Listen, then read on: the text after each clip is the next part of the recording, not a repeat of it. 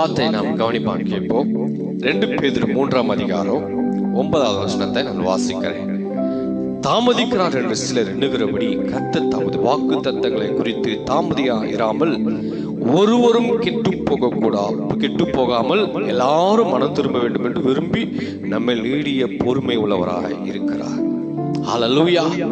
தேவ பிள்ளைகளே, ஆண்டவருடைய வருகை ஒருவரும் கெட்டு போக கூடாது என்று தான் அவர் தாமதித்துக் கொண்டிருக்கிறார்.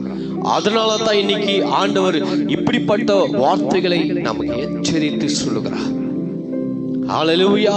அதனால தான் இங்கே அப்போஸ்தலனாகிய பவுல் இங்கே தீமோத்தேயு சபைக்கு அழகாக எழுதுகிறார்.